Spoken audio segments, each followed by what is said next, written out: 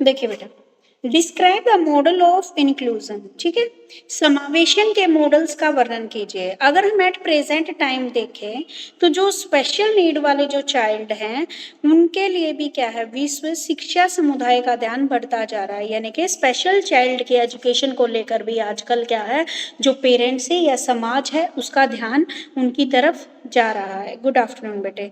तो इन special need वाले बच्चों को अब हम क्या करने लगे हैं, उनको इंक्लूसिव एजुकेशन के माध्यम से उनको हम शिक्षा प्रोवाइड कर रहे हैं, ठीक है।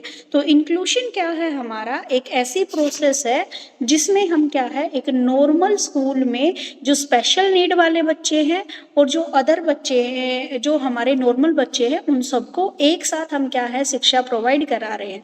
तो अब हमारे सामने ये क्वेश्चन अराइज होता है कि जो हमारे स्पेशल नीड वाले बच्चे हैं उनके लिए हम ऐसे कौन से मॉडल यूज करें जिससे हम उनको एक बेटर एजुकेशन प्रोवाइड कर सके। गुड आफ्टरनून बेटा, ठीक है, कि उनको ऐसे कौन कौन से मॉडल्स को हम इसके अंदर लेके आए जिससे हम क्या कर सके, उन बच्चों को हम क्या है, एक सही तरीके से उनको हम स्टडी प्रोवाइड कर सके। तो इसमें क्या है, हम डिफरेंट डिफरेंट टाइप के हम क्या करेंगे,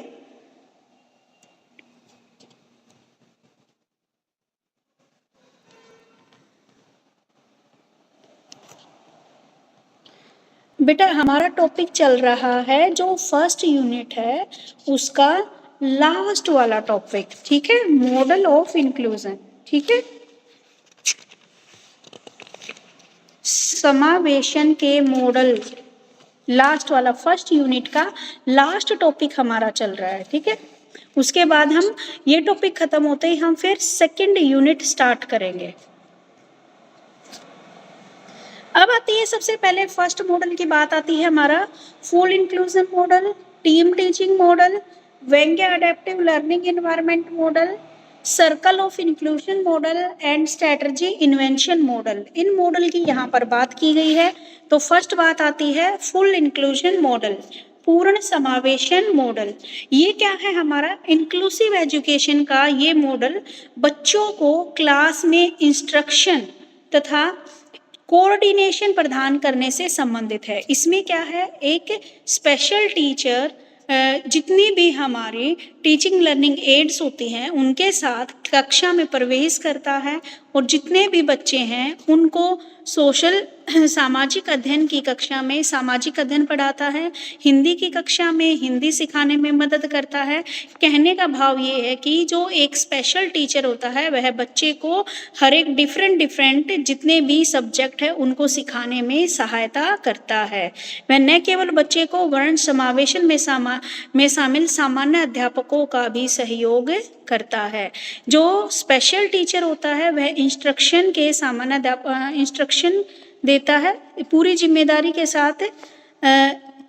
एक बाधित बालक का पूरा पूरा रिकॉर्ड तब रिपोर्ट सामान्य अध्यापक के पास ही होती है। उसके बाद इस बात की पूरी पूरी सूचना देता है कि एक बच्चा एक नियमित अंतराल पर किस हद तक उन्नति। देखो भाई, फुल इंक्लूजन मॉडल, इसमें क्या बताया गया है कि समावेशी शिक्षा में इसके अंदर क्या है, कक्षा में इंस्ट्रक्शन दिए जाते हैं और बच्चे को कोऑर्डिनेशन दिया जाता है, उसका सहयोग किया जाता है। इसमें क्या किया जाता है, सरकार क्या करती है, एक स्पेशल टीचर को भी रिक्रूट करती है। अगर किसी क्लास में कोई स्पेशल नीड वाला बच्चा है तो ये टीचर उसको क्या है, हिंदी भी पढ़ाता है, इंग्लिश भी पढ़ाता है, एसएसटी भी पढ़ाता है, ठीक है। और साथ ही साथ जो नॉर्मल टीचर है एक, ठीक है, जो उसकी भी क्या करता है, हेल्प करता है, ठीक है। तो और जो पूरा का पूरा रिपोर्ट तैयार करना एक बच्चे की, एक बाधित बच्चे की, ये सारी चीजें इसके अंदर शामिल होती हैं। इसलिए इसको क्या बोला जाता है, फुल इंक्लूजन मॉडल, ठीक है। उसके बाद बात आती है सेकंड मॉडल की, हमारा team teaching model. Team teaching model क्या बताया गया है, इस मॉडल के अंदर सभी को एक ही कक्षा में एक साथ पढ़ाते हैं। इस प्रकार के मॉडल में एक साथ बैठने के अवसर इसलिए प्रदान किया जाता। इसमें क्या कर दिया जाता भाई, पूरी क्लास को क्या है, एक ग्रुप में बांट दिया हमने, ठीक है।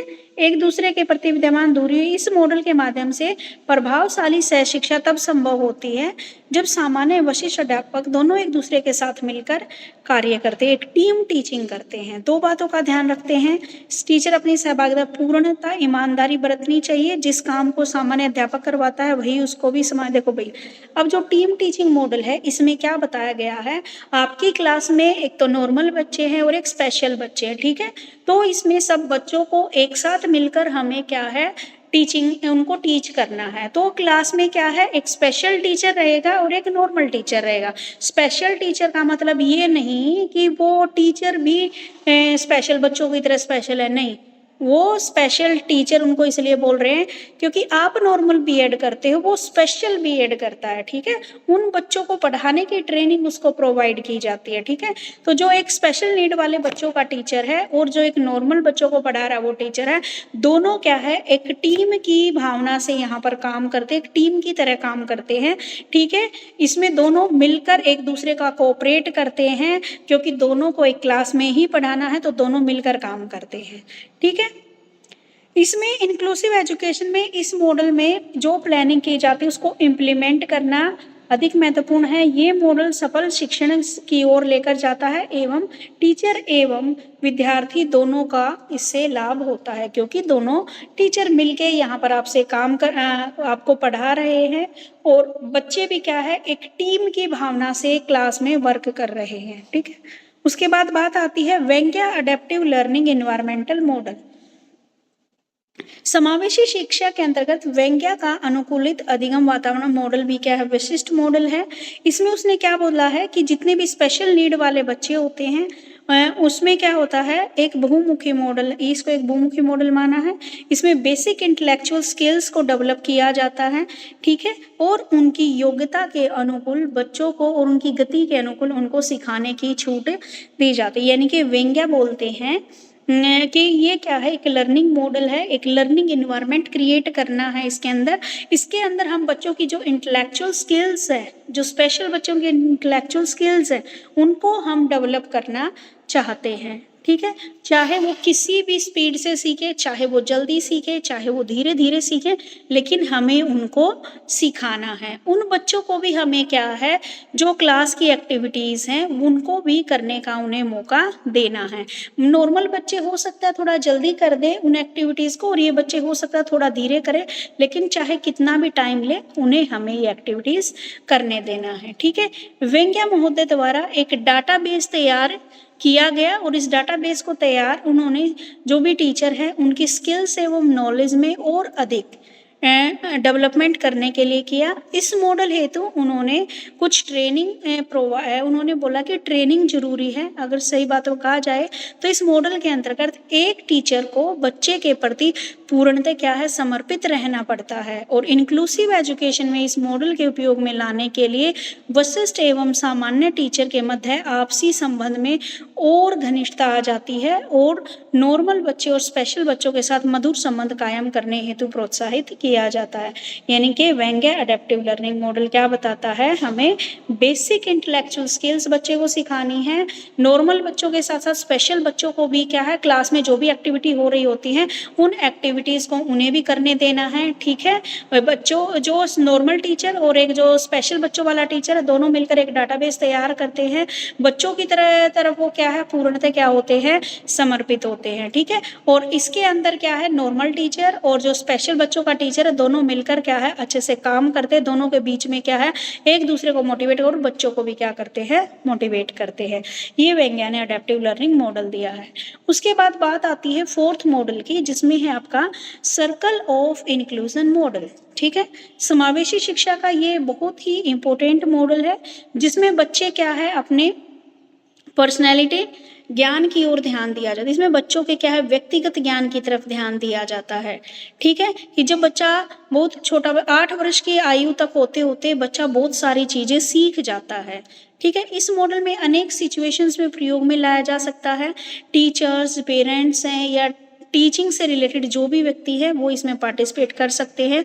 इसमें टेक्नोलॉजी, क्लास की जो भी सिचुएशंस हैं उनके अनुरूप इसमें चेंज किया जा सकता है। इसमें बच्चे को हम क्या है, सोशल, इमोशनल और पारस्परिक रिलेशंस की स्किल्स पर अधिक बल देते हैं। ठीक है, बच्चे की एक्टिव पार्टिसिपेशन की तरफ हम यहाँ पर ज़्यादा ध्यान देते हैं कि बच्चा एक्टिव तरीके से अपनी क्लास में बैठे, सुने चीज़ों को और उन चीज़ों पर अमल करे। उसके बाद है लास्ट हमारा स्ट्रेटेजिक इंटरवेंशन मॉडल। इस मॉडल का जन्म कहाँ पे है? कांसस यूनिवर्सिटी में माना जाता है। इसके अकॉर्डिंग बच्चे की जो भी एबिलिटीज़ हैं, जो भी उसके अंदर स्किल्स हैं, उनको डेवलप करना है और बच्चे को क्या है, सोशल मोटिवेशन देना है। उसका जो भी सिलेबस है उसको सही हथियार के रूप में होता है, उसको इंक्लूजन में सहायता देता है। ये एक ऐसा सिस्टम है जिसमें क्या है, सबसे फर्स्ट स्टेप में हम बच्चे को जो भी टेक्स्ट बुक हैं उसके सहयोग से क्लास में बच्चों को पढ़ाते हैं। उसके बाद जो स्पेशल टीचर है, जो नॉर्मल टीचर है, अध्यापकों में अच्छा तालमेल हो तो दोनों मिलकर एक दूसरे के सहयोग की स्ट्रैटेजी इसमें बनाते हैं। इसमें दूसरे स्टेप, सबसे पहला स्टेप तो क्या, बच्चे को टेक्स्ट बुक से समझाया जाता है। दूसरा, एक स्ट्रैटेजी बनाई जाती है कि बच्चे को क्या है, प्रीवियस नॉलेज चेक की जाए बच्चे की कितनी है। और तीसरे स्टेप में बच्चे को मोटिवेट किया जाता है उनको नई नई स्किल्स को सीखने के लिए। तो ये स्ट्रैटेजी इंटरवेंशन मॉडल है जिसमें हम स्ट्रैटेजीज बनाते हैं। ठीक है,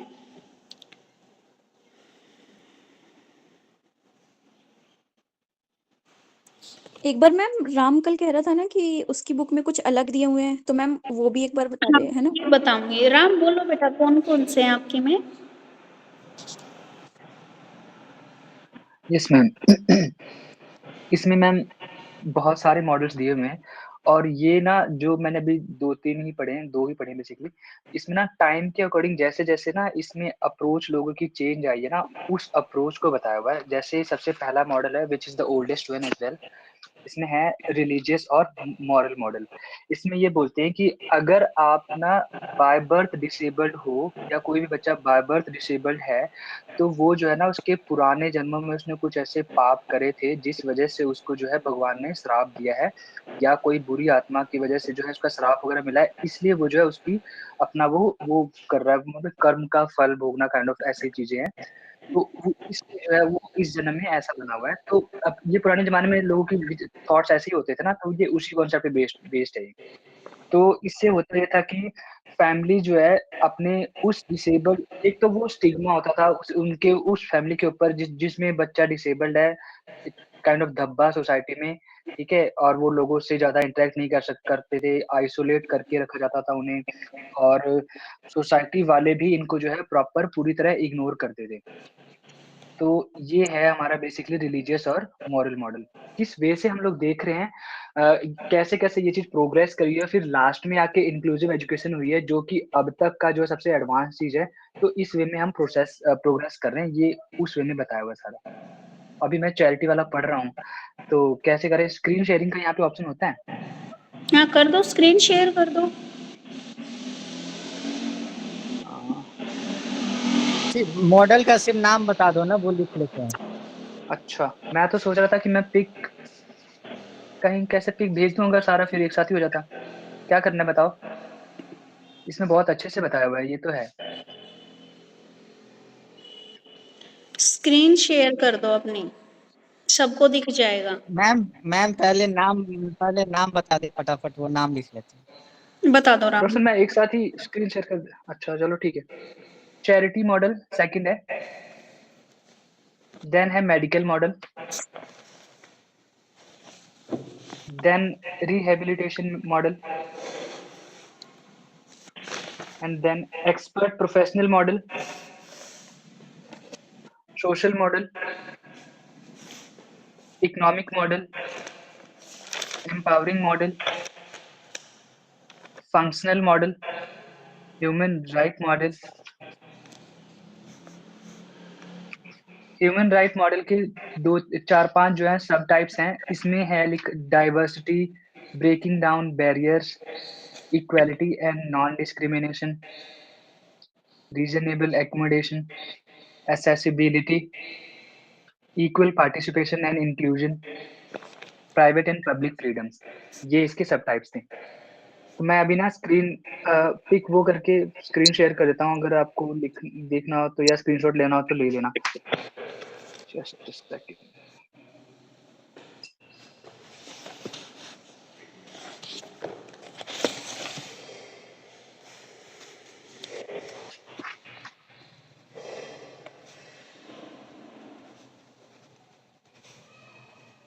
मैम यस बेटे। हाँ मैम, मैंने ना अभी चैट जीपीटी से मतलब चैट जीपीटी पे सर्च किया तो उसमें काफी सारे बताए हुए हैं। एक बार मैम मैं बताऊं, मेरे हिसाब से इसके काफी हो सकते हैं। हाँ, तुम कहीं से भी पढ़ सकते हो बेटा। देखो, अब जो तुम्हारी टेक्स्ट बुक ना, ये कोई नई तो लिखी नहीं हुई। हमने भी यही पढ़ी थी, 2015 में भी मैंने यही पढ़ी थी। ठीक है, मेरी बुक भी सेम है। तो आप अब क्या है, कोई नया मॉडल इन्वेंट हुआ या कुछ है, वो भी आप इसमें डाल सकते हो, या जहां से भी आपको इजी लगे वो डाल सकते हो। अगर इनके अलावा कोई और दे रखा है तो आप उसको बता सकते हो।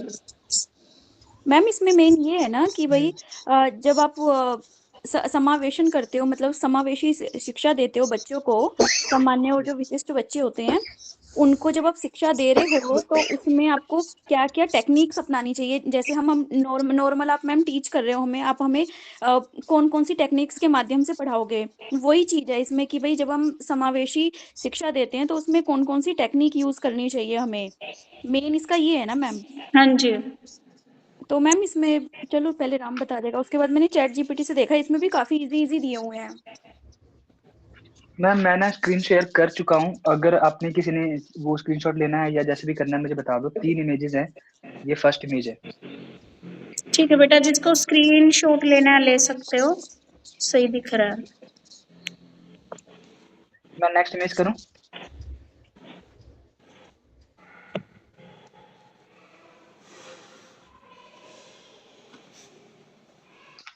ऐसे स्क्रीनशॉट में पता नहीं क्लियर आएगा कि नहीं तुम लोगों को, या मैं ग्रुप में भेज दूंगा जिसको भी चाहिए, तो ऐसे भी कर सकते हैं हम लोग।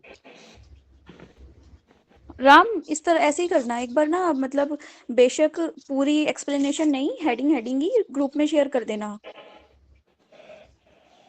ठीक है ठीक है, ना, ये सही है। तो मैं स्क्रीन शेयरिंग हटा रहा हूँ, है ना।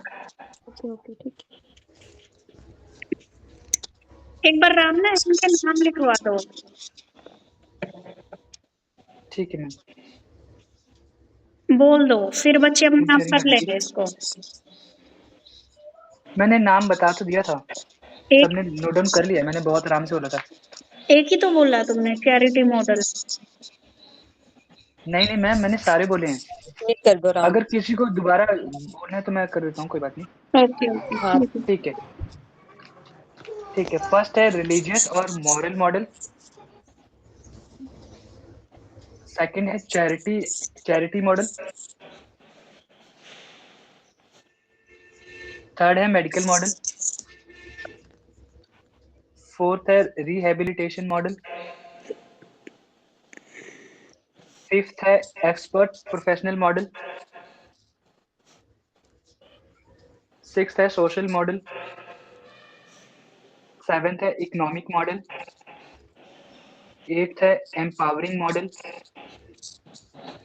नाइन्थ है फंक्शनल मॉडल। 10th है ह्यूमन राइट मॉडल। इसके अंदर 6 सब टॉपिक्स हैं, 7, वो भी बताता हूँ। Diversity, breaking down barriers, equality and non discrimination, reasonable accommodation, accessibility, equal participation and inclusion, and then the last one is private and public freedoms. Done.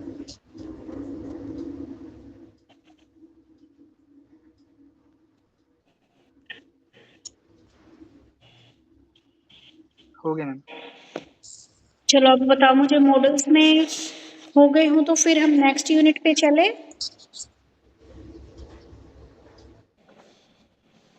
Okay ma'am. या इस यूनिट में किसी को कोई दिक्कत है तो पूछ सकता है, नहीं तो फिर मैं सेकंड यूनिट स्टार्ट करा रही हूँ। मैम मुझे कुछ बोलना है। बोलो बेटे। मैम मैं ये कह रही थी, जो हमारी सेकंड बुक है तो उसमें जो लास्ट यूनिट है 4 यूनिट, तो उसमें आधा मैथ दे रखा है। तो वो अभी तक मुझे, हाँ जी, वो मुझे अभी तक समझ नहीं आया, तो मैं ये कह रही थी वो आप कराओगे। मैथ में थोड़ा सा डिफिकल्टी स्टैटिस्टिक्स है मुझे। वाला जी बेटा मैं कंप्लीट कराऊंगी। उसमें क्वेश्चन होता है परसेंटाइल और परसेंटाइल रैंक वाला, वो पक्का पेपर में हाँ आता जी। है। हाँ जी, तो उसी में मेरे को मैथ्स में थोड़ा सा दिक्कत था, बस वही चीज पूछनी थी कि वो आप कराओगे। नहीं नहीं, मैं कराऊंगी, बट मेरे पास ना, मैंने थर्ड बुक स्टार्ट कराने का रीजन ये था कि मेरे पास बुक नहीं है फर्स्ट और सेकंड पेपर के। अच्छा, और जो इनसे पहले मैम करा रही थी ना, तो वो पेपर सेकंड ही करा रही थी, तो इसलिए मैंने सोचा कि एकदम से वो थर्ड पेपर पे आप एकदम से आ गए ना, तो मेरे मैं पास इसीलिए। फर्स्ट और सेकंड पेपर के बुक नहीं है। मै- मैम लेकिन मैम ठीक है करा मैम, रही थी, समझ में नहीं आ रहा था हमारे, आपका सब समझ में आ रहा है। बेटा मैं सारा कराऊंगी, फर्स्ट और सेकंड पेपर भी कराऊंगी। बेटा ये बीच में कोई क्लास ऑन करके छोड़ के गया है, बेटा इसको माइक ऑफ कर दो। मैम और ये एग्जाम कब हो गए सेकंड ईयर के? जैसे पिछली बार हुए थे उन्हीं दिनों में। और किसी की री आ रखी होगी उसके भी साथ में ही होंगे।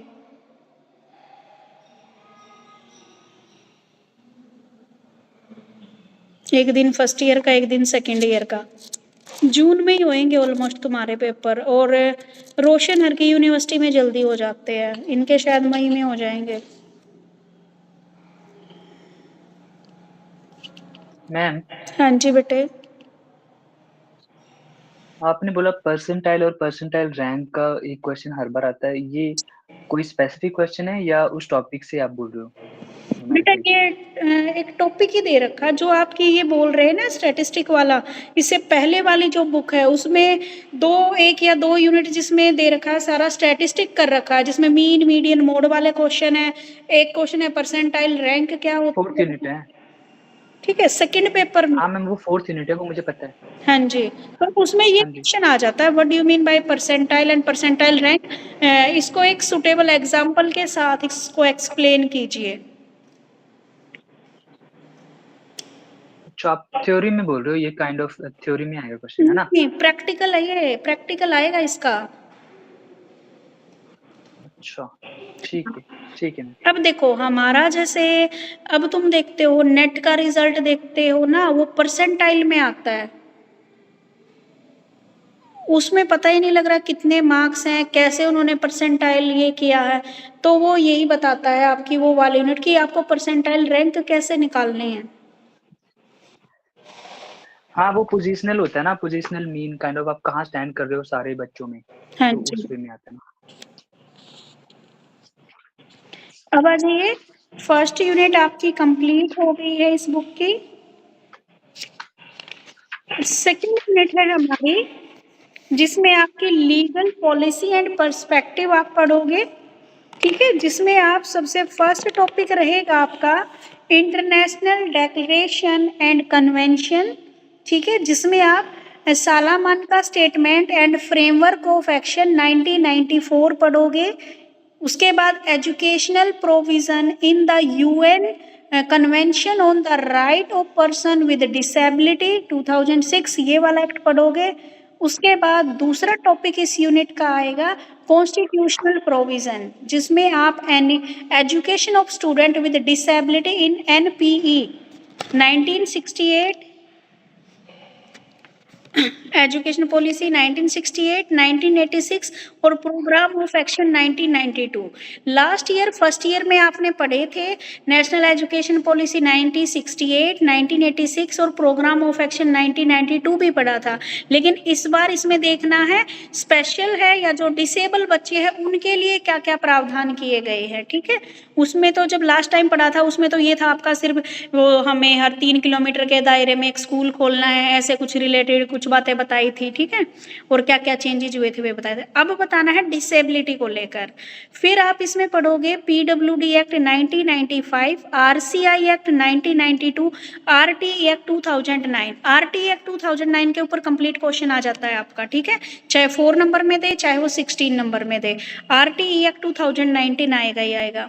Education in the national policy on disability 2006। और एक थर्ड पॉइंट इसमें आएगा आपका role of organisation for education of children with disability, जिसमें आपका RCI, rehabilitation council of India, national institute of different disability, composite regional centres, district disability rehabilitation centres DDRCS, non voluntary government organisation NGOs। ठीक है, ये आपके आएंगे। तो आज हम बात करेंगे इंटरनेशनल डेक्लेरेशन एंड कन्वेंशन, जिसमें फर्स्ट वाला टॉपिक है आपका Salamanca statement and framework of action 1994। इसको ना मैंने बहुत अच्छे तरीके से मैंने वीडियो बना रखी है इसके ऊपर, मैं ना अभी सेंड करती हूँ। Education provisions education provisions in the UN Convention on the Right of Person with Disability, ये मैंने इसी में करवा रखा है, इसी वीडियो में। अभी मैं कॉन्स्टिट्यूशनल प्रोविजन वाला स्टार्ट करा रही हूँ। इसको ना वीडियो को देखने के बाद बता देना मुझे ये दोनों टॉपिक इसमें थे या नहीं थे, क्योंकि अभी मुझे याद नहीं है, काफी टाइम पहले बनाई थी ये। कॉन्स्टिट्यूशनल प्रोविजन, संवैधानिक प्रावधान, जिसमें आप पढ़ोगे what step have been suggested by the new education policy 1986 for the education of children with disabilities, कि जो 1986 की जो न्यू एजुकेशन पॉलिसी थी उसमें जो डिसेबल बच्चे हैं उनकी शिक्षा को लेकर क्या कदम उठाए गए। ठीक है, तो उनकी शिक्षा को लेकर क्या क्या कदम उठाए गए भाई। सबसे पहले तो क्या है, एस्टेब्लिशमेंट ऑफ स्पेशल स्कूल्स। ठीक है, स्पेशल स्कूलों की स्थापना की गई। दूसरा, ट्रेनिंग ऑफ टीचर, टीचर्स को ट्रेनिंग दी गई। वोकेशनल ट्रेनिंग सेंटर्स खोले गए। उसके बाद training to vocational teachers, flexibility in examination, modification of, हाँ बेटा बोलो क्या हो गया। मैम आप 68 वाली करा रहे हो पॉलिसी या 86 वाली करा रहे हो? 86 वाले बेटे। हाँ हाँ, ठीक है, वो पहले 1968 दिया था ना, तो फिर मुझे लगा कि वो अरे मेरे में तो 1968 ही ना दे रखी है, आगे दे रखी है। और इसमें सीधा तो वही मैं सोचा था सीक्वेंस वाइज कर रहे हैं या पहले 86 ही करें। मेरी बुक में दे ही नहीं रखी, मैंने तो अभी ध्यान दिया। नहीं, इसने सीधा यही क्वेश्चन लिख रखा है, which step have been suggest by new education policy, राष्ट्रीय शिक्षा नीति 1968 से 1986 ने दोनों को कंबाइन कर दिया बेटा। इसमें इसी क्वेश्चन में कर रखा है दोनों को कंबाइन। हाँ जी मैम, यस मैम, हाँ मेरे में भी दिया। हाँ, दोनों को एक ही में कंबाइन कर दिया बेटा, कि दोनों में हो सकता फिर या तो कुछ ज्यादा काम नहीं हुआ होगा, दोनों में यही सेम काम हुए होंगे। ठीक है मैम, बट मेरे में अलग अलग दे रखा है, मतलब सेम क्वेश्चन नहीं है लेकिन अलग अलग एक्सप्लेन कर रखा है। फिर अगर अलग अलग एक्सप्लेन कर रखा है तो बेटा आप मेरे को 1968 वाले के पॉइंट पॉइंट बता दो क्या क्या है, 1968 में क्या क्या स्टेप उठाए गए।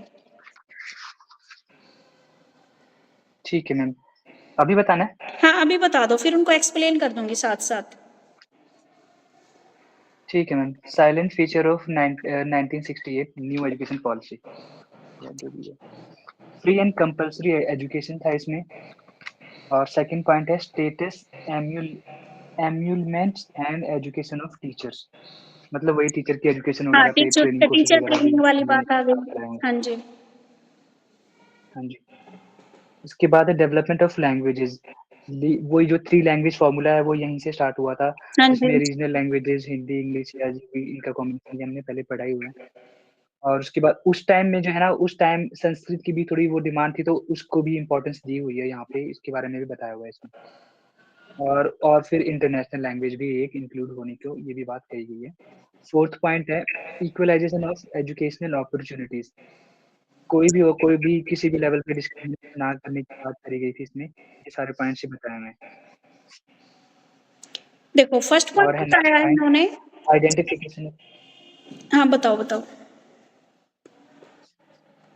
फिफ्थ पॉइंट है identification of talent, for the cultivation of excellence it is necessary that the talent in diverse fields should be identified as early as and or as early as possible। बस यही थोड़ा सा इसमें था, और उसमें और भी पॉइंट्स हैं। सिक्स्थ पॉइंट है work experience and national service.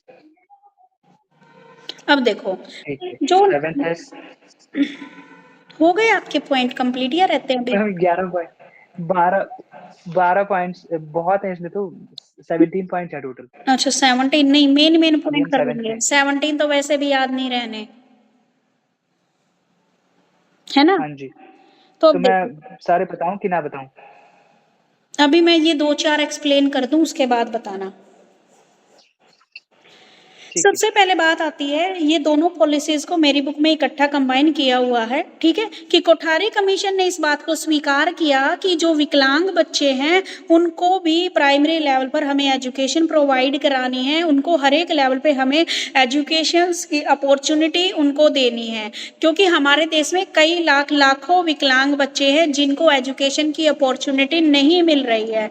जब उन्होंने क्या है संविधान के अनुसार कॉन्स्टिट्यूशन में बच्चों को क्या है शिक्षा ग्रहण करने का अधिकार क्या है दिया गया है, यानी कि बच्चों को क्या है कॉन्स्टिट्यूशन में शिक्षा का अधिकार दिया गया है, लेकिन फिर भी लाखों अपंग बच्चे ऐसे हैं जिनको शिक्षा प्रोवाइड नहीं हो रही है, ठीक है, क्योंकि नॉर्मल स्कूलों में उस टाइम पे उनको कौन भेज रहा था, कोई नहीं पढ़ रहे थे वो बच्चे, ठीक है। तो 1968 की जो शिक्षा नीति थी उसमें विकलांग बच्चों के लिए integrated education for disable children की सिफारिश की। 1968 में विकलांग बच्चों के लिए क्या है एक इंटीग्रेटेड एजुकेशन फॉर्मूला लाने की सिफारिश की गई और इस एजुकेशन पॉलिसीज को कॉमन स्कूल सिस्टम को प्रस्तुत किया गया, ठीक है, कि भाई कॉमन स्कूल सिस्टम भी में भी दे दी जाए उनको ये शिक्षा। फिर जो न्यू एजुकेशन पॉलिसी 1986 आई उसने विकलांग बच्चों की शिक्षा पर जोर दिया और ये भी स्पष्ट किया कि इन बच्चों की एजुकेशन को क्या है प्रभावी बनाना चाहिए ताकि वे भी शिक्षित होकर देश की उन्नति में अपना योगदान दे सके, ठीक है। 1968 ने तो क्या है इंटीग्रेटेड एजुकेशन की बात की कि इनको भी क्या है इन बच्चों को भी क्या है इंटीग्रेटेड एजुकेशन के थ्रू क्या जो प्रोग्राम चलाया जाए और इनको भी एजुकेशन प्रोवाइड की जाए। और 86 में इन बच्चों की शिक्षा पर विशेष जोर दिया गया, इसको इफेक्टिव बनाने के लिए उन्होंने अलग अलग कदम उठाए गए। अब देखो दोनों में आप क्या लिख सकते हो, एक तो एस्टेब्लिशमेंट ऑफ स्पेशल स्कूल, सबसे पहले तो बात की गई है विशेष स्कूलों की स्थापना की जाए, हर जिले में एक स्कूल होना चाहिए, इस बात पर इन्होंने ध्यान दिया। एक जिले में अगर अपंग बालकों की संख्या 60 से 70 तक हो तो वहां पर एक स्पेशल स्कूल खोला जाएगा, ठीक है। और जो 7वीं पंचवर्षीय योजना थी उसमें 400 विद्यालय स्थापित किए जाएंगे, लेकिन उन जिलों को प्राथमिकता दी जाएगी जहां पर पहले कोई स्पेशल स्कूल नहीं है और इन विद्यालयों में कम से कम 60 बच्चे होने चाहिए, ठीक है। तो इन्होंने ये लक्ष्य रखा कि हमें क्या है हर एक जिले में क्या है एक स्पेशल स्कूल खोलना चाहिए और जिसमें कम से कम जिस जिले में 60 से 70 बच्चे हों वहाँ पर जरूर खोलना है हमें, और कम से कम एक स्पेशल स्कूल में 60 बच्चे अवश्य होने चाहिए। दूसरी बात जो 68 वाली पॉलिसी में बताएगी कि सबको फ्री और कंपलसरी एजुकेशन, ठीक है, ये क्या था, ये सबके लिए था, नॉर्मल बच्चों के लिए भी, और फिर इसको क्या है स्पेशल बच्चों की धारा के साथ भी जोड़ दिया गया कि इन बच्चों को भी फ्री और कंपलसरी एजुकेशन हमें प्रोवाइड करनी है, ठीक है। तो ये दूसरा पॉइंट दोनों में आ गया। तीसरी बात आई थी ट्रेनिंग देना टीचर्स को, जो स्पेशल बच्चे हैं उनके लिए टीचर को भी स्पेशल ट्रेनिंग देनी पड़ेगी क्योंकि उन बच्चों को कंट्रोल करना, किस ढंग से उन्हें पढ़ाना है, ये सारी बातें उनको उस ट्रेनिंग के दौरान सिखाई जाएंगी। तो प्रत्येक विद्यालय में ट्रेनिंग प्राप्त किए 7-8 अध्यापकों की आवश्यकता हो। अगर हमें इस प्लान को अपने ऑब्जेक्टिव्स को प्राप्त करना है तो लगभग 3000 से 4000 ट्रेंड टीचर की आवश्यकता होगी और इन टीचरों की संख्या उन अध्यापकों के अतिरिक्त तो जो पहले से ही संस्था में कार्य। Training of the teacher, training देनी है हमें टीचर्स को। देखो उस टाइम तक कोई भी स्पेशल कोर्स नहीं चलाए थे, स्पेशल कोर्स चलाए उन्होंने, उसके बाद तो क्या हो गया बच्चे वो कोर्स करने लगे और उसके थ्रू उनकी जॉब लगने लगी। लेकिन जब ये नहीं था तो टीचर्स को ही क्या है ट्रेनिंग दी गई कि भाई आप इन बच्चों को इस तरीके से पढ़ाओगे, ठीक है। उसके बाद क्या है वोकेशनल ट्रेनिंग सेंटर्स खोले जाने लगे, ठीक है, यानी कि इस स्पेशल एजुकेशन के लिए क्या है वोकेशनल ट्रेनिंग सेंटर खोले जाने लगे, जिससे वहाँ पे जो बच्चे हैं स्पेशल विद्यालयों में, इन विद्यालयों में बच्चे पढ़ भी रहे थे और दूसरे बच्चे क्या है जीविका कमाने के लिए उनको ट्रेनिंग भी दी जा रही थी, ठीक है। टीचर्स भी क्या है कुछ बच्चे क्या है इसमें स्पेशल ट्रेनिंग ले रहे थे, ठीक है, इसी का टीचर बनने के लिए। तो इसमें बताया गया है कि प्रत्येक जिला स्तर पर स्पेशल स्कूल्स स्थापित किए जाए और साथ ही उस विद्यालय में क्या कुछ वोकेशनल ट्रेनिंग सेंटर भी स्थापित की जाए, जिसमें जो बच्चे वहाँ पर पढ़ रहे हैं जो अपंग बच्चे हैं वो पढ़ाई के साथ साथ उनको कुछ वोकेशनल कुछ ट्रेनिंग कुछ काम भी उनको सिखाया जाए ताकि इन फ्यूचर क्या है उनको अपनी आजीविका के लिए भटकना ना पड़े। उसके बाद ट्रेनिंग फॉर प्रोफेशनल्स, अध्यापकों के अतिरिक्त 400 ऐसे साइकोलॉजिस्ट और प्रत्येक जिले में 2 डॉक्टर्स की आवश्यकता पड़ेगी ताकि वे इन डिसेबल बच्चों का जो लेवल है उसको निर्धारित कर सके और फिर क्या है टीचर उसको मैनेज कर सके। और कम से कम 2 सप्ताह तक इनकी ट्रेनिंग चलती है। इसमें उनकी लैंग्वेज को लेकर जो इसके अतिरिक्त जो वाणी सुधारक है, जो गूंगे बच्चे हैं, जो बहरे बच्चे हैं, उनके भी प्रशिक्षित अध्यापकों की आवश्यकता पड़ेगी। यानी कि इस लेवल पर सोचा जा रहा है कि हमें प्रोफेशनल टीचर्स की भी जरूरत पड़ेगी। ठीक है, कि चाहे वो अगर हमें अलग अलग कि किस प्रकार से उन बच्चों के हाव भाव, जैसे कि इनकी एक अलग लैंग्वेज होती है ना, सुन नहीं सकते, बोल नहीं सकते, उनको कुछ इशारों से उनसे ऐसे कुछ करके समझाया जाता, वो समझाते हैं उनके टीचर्स। ठीक है, तो उनके लिए क्या है, अलग से प्रोफेशनल ट्रेनिंग उनको देनी पड़ेगी।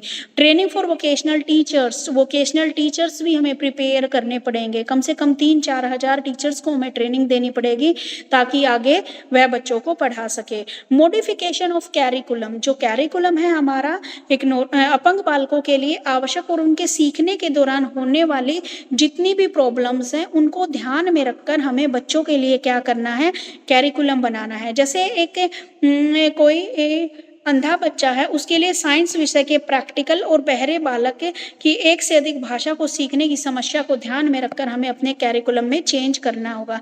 जैसे अंधे बच्चे हैं उनके लिए तो जो प्रैक्टिकल्स हैं साइंस की, उनमें मॉडिफिकेशन करना पड़ेगा, और जो बहरे बच्चे जो सुन नहीं सकते उनको डिफरेंट लैंग्वेज में सीखने की जो समस्या है उनको ध्यान में रखकर क्या है, उनका कैरिकुलम तैयार करना पड़ेगा। उसके बाद है टू स्ट्रेंथ इंस्टीट्यूशनल सिस्टम, अनुदेशन व्यवस्था को प्रभावी बनाना। प्राय देखा गया कि इन विद्यालयों में अनुदेशन व्यवस्था बड़ी ढीली ढाली होती है और हमें क्या है, इंस्ट्रक्शंस जो सिस्टम होता है वो थोड़ा ठीक नहीं है, तो हमें उसको भी इफेक्टिव बनाना है। उसके बाद यूज ऑफ टेक्नोलॉजी भी हमें करना है, टेक्नोलॉजी का जमाना है। ठीक है, शिक्षा की बात ही, स्पेशल बच्चों को भी क्या है, आधुनिक टेक्नोलॉजी, उन्हें भी हमें रेडियो, टीवी, वीडियो, कंप्यूटर आदि उन्हें चलाना सिखाना है। आगे इफेक्टिव सुपरविजन ऑफ स्कूल्स, जो विद्यालय पहले से ही स्पेसिफिक एजुकेशन प्रोवाइड करा रहे हैं उनको प्रभावी ढंग से क्या है, ट्रेनिंग होनी चाहिए उनकी। और दूसरे जो सामान्य विद्यालय हैं उनकी बात ही, इनको भी सरकार द्वारा ग्रांट दिया जाना चाहिए ताकि जो डिफरेंटेबल जो बच्चे हैं उनकी आवश्यकताएं अलग अलग होती हैं, उनको भी हमें ध्यान में रखना है। तो सरकार को क्या है, अपने सुपरविजन में इन स्कूलों को रखना चाहिए और टाइम टू टाइम क्या है, इनकी ग्रांट देनी चाहिए, इनको क्या है, सहयोग करना चाहिए। तो ये दे रखी है इन्होंने, मेरी बुक में है, दोनों पॉलिसीज को इकट्ठा कर दिया, 1968 को भी और 1986 को भी। ठीक है, ये पॉइंट इसमें है। और कुछ पॉइंट राम ने बताए थे, जैसे थर्ड पॉइंट क्या बोला था राम? थर्ड पॉइंट तो सेम था, ट्रेनिंग वाला टीचर्स की एजुकेशन को लेकर। नेक्स्ट पॉइंट बोलिए।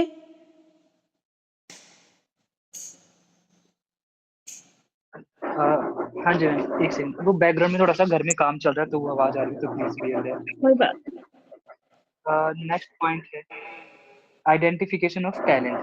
हमें क्या करना है, नहीं, हाँ ठीक है, आइडेंटिफिकेशन ऑफ पॉइंट है टैलेंट। आइडेंटिफिकेशन। हाँ, पॉइंट बता दो, मैं उसको एक्सप्लेन कर दूँ। आइडेंटिफिकेशन ऑफ द टैलेंट, जो 1968 की पॉलिसी, उसमें बोला गया कि हमें क्या करना है, जो ये बच्चे हैं, जो डिसेबल बच्चे हैं, उनके टैलेंट को हमें आइडेंटिफाई करना है कि वो बच्चे किसमें बहुत ज़्यादा अच्छे हैं। फिर हम उन बच्चों को उसी की स्किल्स प्रोवाइड कराएंगे। ठीक है, ताकि वो फ्यूचर में अपना खुद का जीवन यापन करने के योग्य बन सके। जैसे इन बच्चों को जो बिल्कुल ही डिसेबल होते हैं उनको सबसे पहले तो उनको क्या है, खुद का काम स्वयं करने की ट्रेनिंग दी जाती है।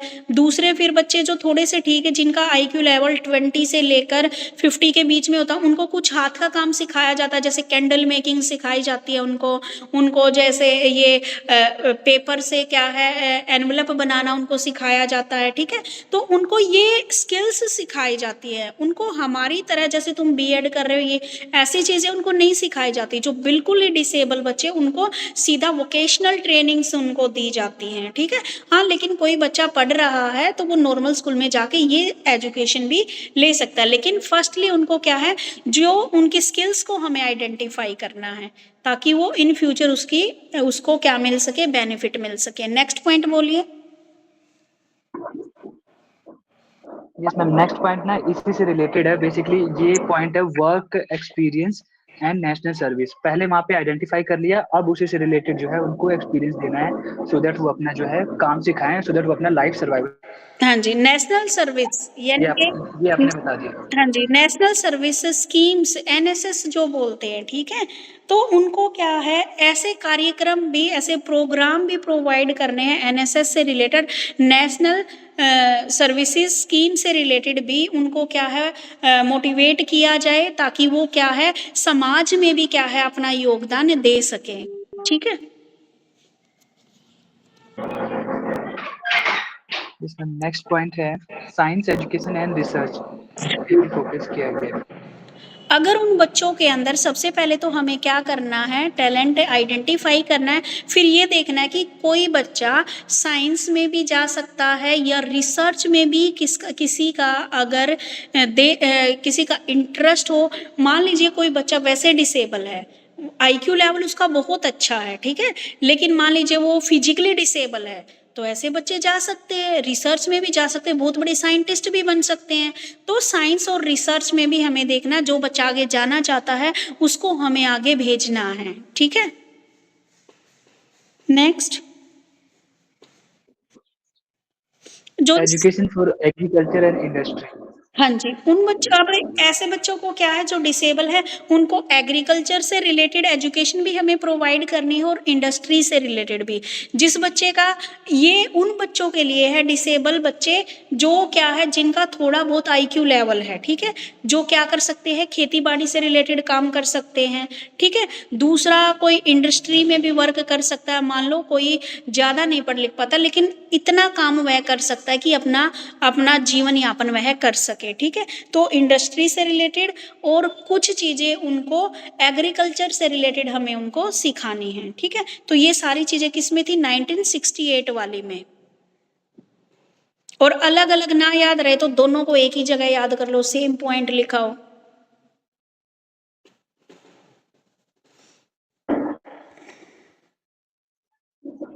नेक्स्ट पॉइंट है मैम एग्जामिनेशन से रिलेटेड है। इसमें जो है एग्जामिनेशन की रिलायबिलिटी और वैलिडिटी के बारे में बात करी हुई है।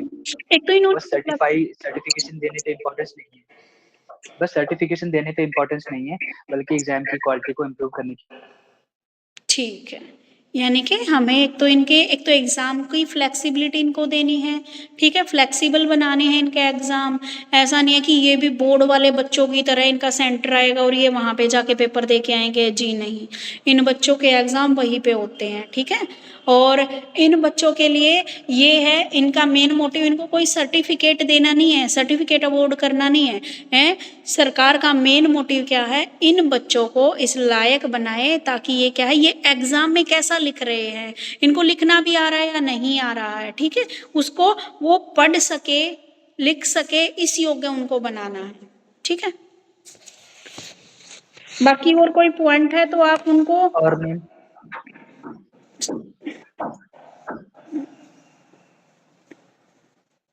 बोलो।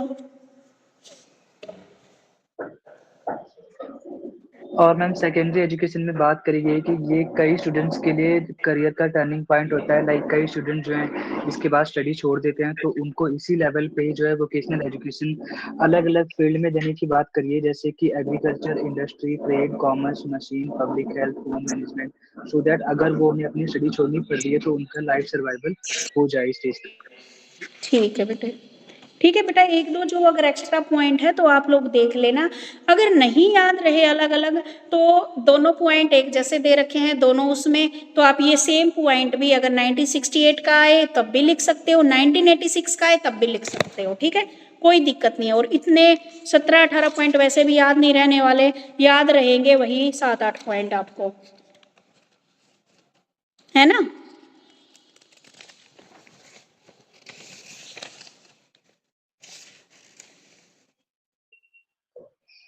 यस।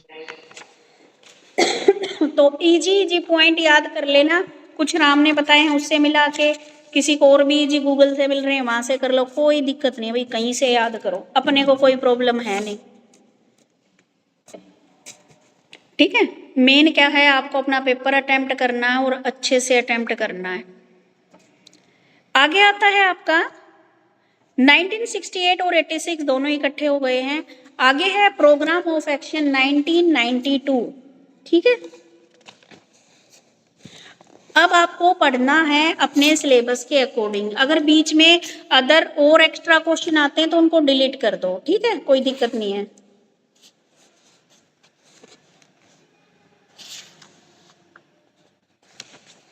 आगे है ये प्रोग्राम ऑफ एक्शन 1992। इसमें क्या क्या किया गया है विकलांग बच्चों के लिए। रामामूर्ति कमेटी का गठन भारत सरकार द्वारा राष्ट्रीय शिक्षा नीति 1986 के कार्यों के इम्प्लीमेंटेशन हेतु किया गया था। यानी कि जो प्रोग्राम ऑफ एक्शन है 1992, वे मैंने लास्ट टाइम पढ़ाया था आपको, जब 1986 में जो पॉलिसी लागू की गई थी, न्यू एजुकेशन पॉलिसी, उसके काम को देखने के लिए ये प्रोग्राम ऑफ एक्शन दिया गया था कि उसमें क्या क्या कमी है जो इसमें बताया गया, उन चीज़ों को लागू किया गया है या नहीं किया गया है। तो एक सुधारात्मक एक कमेटी गठित की गई थी जिसको रामामूर्ति कमेटी बोलते हैं या प्रोग्राम ऑफ एक्शन के नाम से भी जाना जाता है। ये किस लिए थी, जो 1986 में जो इम्प्लीमेंट हुई थी जो पॉलिसी, उसके कार्यों का निरीक्षण करने के लिए, अगर कोई कमी रहती है तो ये उसको कंप्लीट करेगी, ओवरव्यू देगी, ठीक है। तो इसने क्या है 1986 में शारीरिक व मानसिक विकलांग बालकों समाज के अन्य सामान्य बालकों के साथ शिक्षा देने का सुझाव प्रस्तुत किया।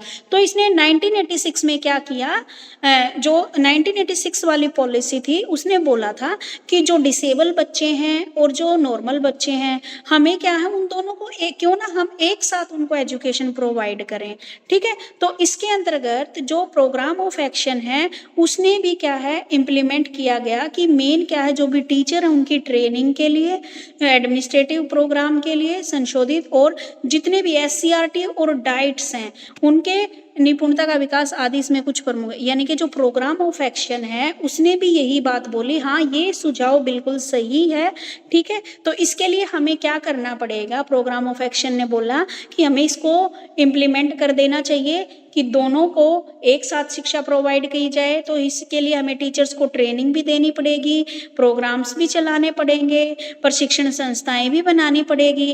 तो इसके लिए इन्होंने SCRT, ठीक है, state council of education research and training, और डाइट्स, ठीक है, district institute of education training के नाम से क्या है ये सेंटर्स भी इन्होंने खोले। इसमें क्या क्या बताया गया, डेवलपमेंट का मेन एजेंडा इसमें रखा गया, किसकी डेवलपमेंट का, जो डिसेबल बच्चे हैं उनकी डेवलपमेंट के लिए। सबसे पहले तो इन्होंने बताया मेन उद्देश्य कि जो डिसेबल एजुकेशन है उसको सामाजिक कल्याण कहा गया, कि समाज के कल्याण के लिए जो विकलांग बच्चे हैं उनका भी कल्याण हो जाएगा।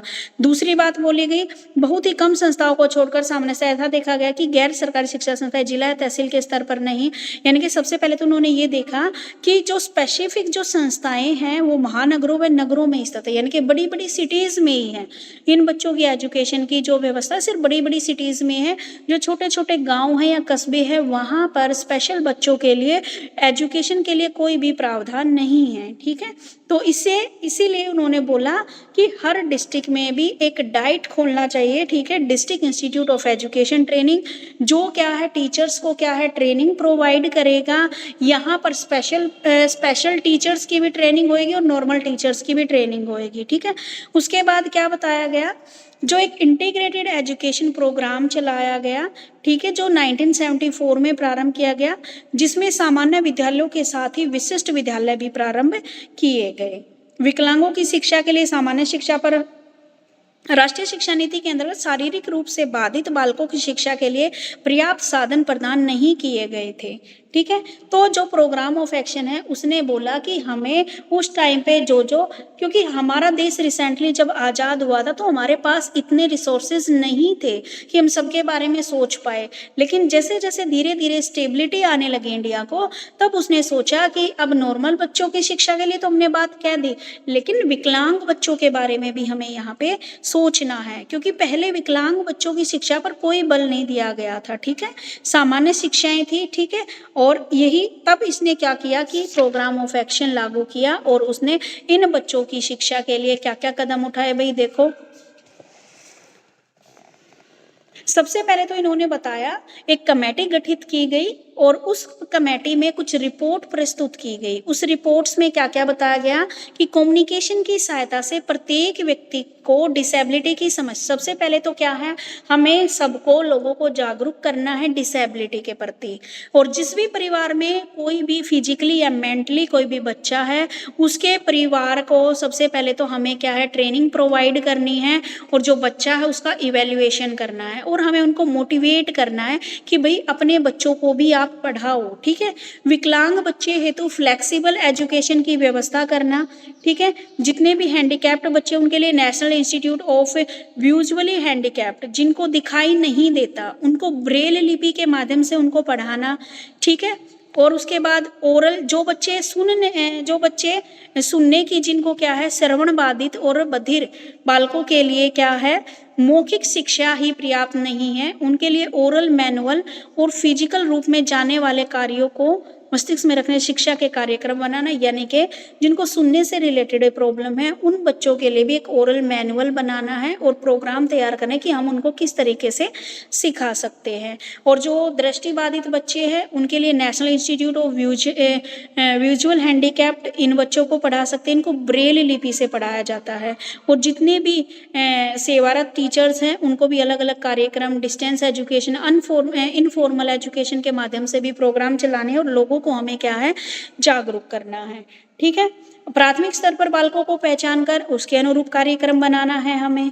फिजिकली और मेंटली जितने भी डिसेबल बच्चे हैं उनको सामान्य कक्षा में शिक्षा प्राप्त नहीं कर पा रहे हैं तो उन्हें समन्वित शिक्षा में सामान्य बालकों के साथ शिक्षा करना, ताकि वे तिरस्कार व अपमान जैसी हीन भावनाओं से ग्रस्त, पहले तो क्या था इनकी एक जैसी कोई कक्षाएं नहीं थी, अब क्या है सामान्य कक्षा में ही हमें इनको एडमिशन देना है और ये टीचर की जिम्मेवारी है कि इन बच्चों के मन में अपमान, तिरस्कार और हीनता की भावना न आए, ठीक है। तो ये सारी चीजें इन्होंने दी। उसके बाद क्या है, इन्होंने कुछ रिकमेंडेशन दी। राष्ट्रीय शिक्षा नीति की समीक्षा संतुति, यानी कि क्या क्या रिकमेंडेशन दी भाई इसने रिकमेंडेशन दी कि सभी व्यक्तियों को अपंगों की समस्याओं से अवगत कराना, ठीक है। यही बात इसने अपनी रिपोर्ट में भी बोली और यही इसने आगे रेकमेंड किया कि सबसे पहले हमें लोगों को जो डिसेबिलिटी की समस्या है उससे अवेयर करना है। फिर हमें क्या है प्रचार के माध्यम से, चाहे हम रेडियो के जरिए करें, समाचार के जरिए करें, दूरदर्शन के जरिए करें, इसमें बाधितों की समस्या व उनके समाधान प्रत्येक व्यक्ति को बताना कि क्या क्या बच्चों के सामने समस्याएं आती है इन बच्चों के सामने और किस तरीके से हम इनका समाधान कर सकते हैं। जो ये कमेटी थी उसने क्या है फिजिकली और मेंटली जो पीड़ा के विषय में जानकर समय समय पर बातचीत के आधार पर इवैल्यूएशन करके बालकों को अनेक अवसर उपलब्ध कराए, ठीक है। अलग अलग श्रेणियों में बांटकर उनको क्या एक फ्लेक्सिबल एजुकेशन देने पर बल दिया और बालकों हेतु टेक्निकल यानी कि टेक्नोलॉजी से युक्त, यानी कि उनको कंप्यूटर भी सिखाना है हमें और कुछ एडवांस टेक्नोलॉजी भी हमें सिखाना, उसके ऊपर बल दिया। तो ये 5 मेन रिकमेंडेशन इन्होंने दी थी। लोगों को जागरूक करना, ठीक है, प्रचार के माध्यम से, रेडियो, समाचार पत्र आदि के माध्यम से इन बच्चों की, अपंग बच्चों की समस्याएं लोगों तक बताना और उसको कैसे हम दूर कर सकते हैं इससे अवेयर कराना, ठीक है। इन बालकों को अलग अलग कैटेगरी में बांट देना और उसके अकॉर्डिंग एजुकेशन प्रोवाइड करना। अब अलग अलग कैटेगरी में बांटने का मतलब ये हो गया कि जैसे मान लीजिए जो अंधा बच्चा है इन्होंने बोल तो दिया समावेशी शिक्षा, लेकिन जिसमें ज़्यादा डिसेबिलिटी है उनको फिर अलग माध्यम से ही पढ़ाया जाता है। इन नॉर्मल स्कूल में हम उन बच्चों को प्रोवाइड कर सकते हैं जो क्या है फिजिकली डिसेबल है। जो बच्चे अंधे हैं या जो बच्चे बहरे गूंगे हैं वो आज भी क्या है नेशनल इंस्टीट्यूट जो उनके खुले हुए हैं वो आज भी उन्हीं में एजुकेशन ले रहे हैं। क्योंकि आप देखो एक नॉर्मल स्कूल है और उसमें अगर आप विजुअली डिसेबल कोई बच्चा है उसको भेजोगे तो ब्रेल लिपि कैसे पढ़ाएंगे उनको, उनके लिए अलग स्कूल है। यहाँ पर वे डिसेबल बच्चे हैं या तो वो फिजिकली डिसेबल है या फिर वो मेंटली डिसेबल है। फिजिकली में जैसे कोई हैंडीकैप्ड वगैरह आ गया और मेंटली में जिनका आईक्यू लेवल थोड़ा बहुत है जैसे 20 से 25 कुछ भी है, ठीक है आईक्यू लेवल, लेकिन जो बिल्कुल ही अंधे बच्चे हैं उनके लिए आज भी स्पेशल स्कूल में ही उनको शिक्षा प्रोवाइड की जाती है। और जो सुन नहीं सकते, बोल नहीं सकते, उनको साइन लैंग्वेज के द्वारा आज भी पढ़ाया जाता है। Ministry of human resource development, इसने क्या कदम उठाए भाई? इसके लिए कुछ कार्यक्रम प्रोग्राम बनाए गए इसको डेवलप करने के लिए, बालकों की शिक्षा को डेवलप करने के लिए क्या क्या प्रोग्राम बनाए हैं भाई इसने? एक तो डाइट्स, यानी कि प्रत्येक जिले में क्या है, district institute of education and training centre खोले गए। लगभग 102 जिलों में इन्होंने ये सेंटर्स खोले, ठीक है। और उसके बाद बहुत सारे अपंग बच्चों के लिए भी इन्होंने कार्यक्रम चलाए। विद्यालयों में बाधित बालकों की बड़ी संख्या, लगभग यानी कि जो नॉर्मल स्कूलों में भी कुछ बच्चों को शिक्षाएं दी गई। और दूसरा क्या है, नए नए संसाधन युक्त शिक्षकों का ट्रेनिंग प्रोग्राम इफेक्टिव बनाया गया, गैर सरकारी संस्थाओं द्वारा कराए जाने लगे। अब क्या था, जो हमारे ये कार्यक्रम क्या है, स्कूल के द्वारा भी और जितने भी एनजीओज वगैरह हैं, एनजीओज को भी इनके साथ जोड़ा गया ताकि लोगों को अवेयर किया जा सके, ठीक है। तो ये था आपका कुछ POA प्रोग्राम ऑफ एक्शन 1992 के रिगार्डिंग क्या क्या रिकमेंडेशन दी गई, ठीक है। आ गया समझ में?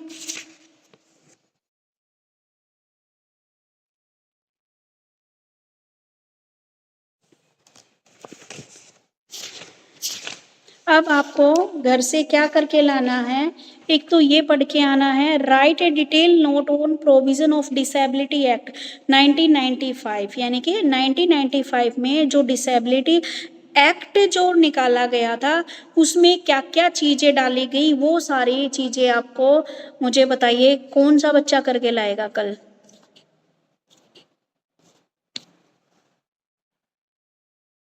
क्या चीज मैम, दोबारा बताना एक बार। ये है आपको जो है विकलांग जन अधिनियम 1995 पर विस्तार से लेख लिखिए। Right A detail note on person with disability act 1995, PWD act 1995 क्या था, इसमें क्या क्या रिकमेंडेशन दी गई? PWD एक्ट 1995 बताओ कौन सा बच्चा करके लाएगा इसको और फिर बताएगा।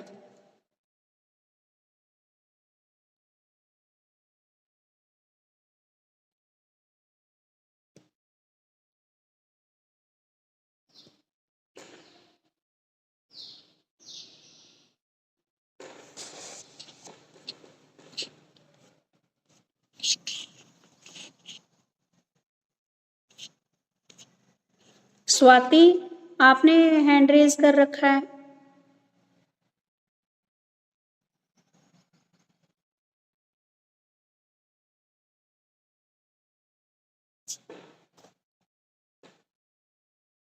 हाँ जी मैम। ठीक है, तो इसको आप बेटा चाहे बुक में से कर लो, चाहे आप नेट से देख लेना। 1995 में PWD एक्ट में क्या क्या शामिल किया गया था, ठीक है। इसके ऊपर आपको 5-7 मिनट बताना है। उसके बाद अगला एक्ट आया हमारा rehabilitation council of India act 1992, RCI act 1992। इसमें इन डिसेबल बच्चों के लिए क्या क्या ऑब्जेक्टिव रखे, क्या क्या रखा गया, वो सारी चीजें। हैंड रेज कीजिए, कौन करके लाएगा? उमा बताएगी इसको तो। मैम एक्चुअली अभी शिफ्ट कर रही हूँ तो सारा बुक्स वगैरह अभी मैं बुक्स नहीं कर रही हूँ, सारा पैक है तो मैं अभी नहीं बता सकती। चलो ठीक है बेटा, आप अपने आप ही बता दो, मैं किसी का नाम नहीं ले रही फिर।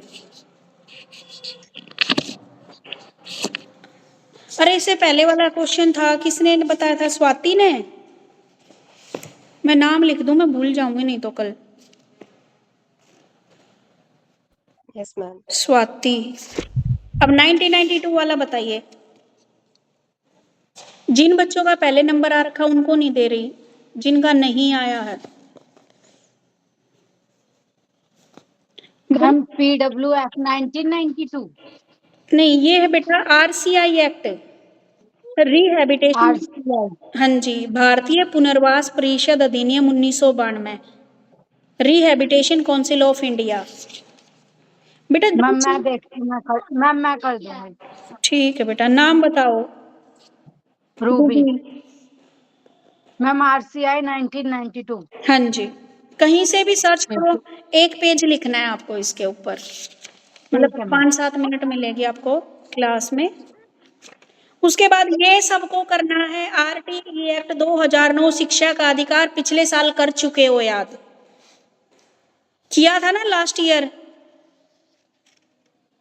यस मैम, ये तो पता है 9 से 14 वर्ष के बच्चों को निशुल्क और फ्री हाँ हाँ, शिक्षा। आरटीई एक्ट 2009 ये ये सबको हाँ, तो ये हो गया है तो पॉइंट पता भी है मैम, याद भी है इसके तो। हाँ, ये सबको करना है, इसमें किसी को छूट नहीं है।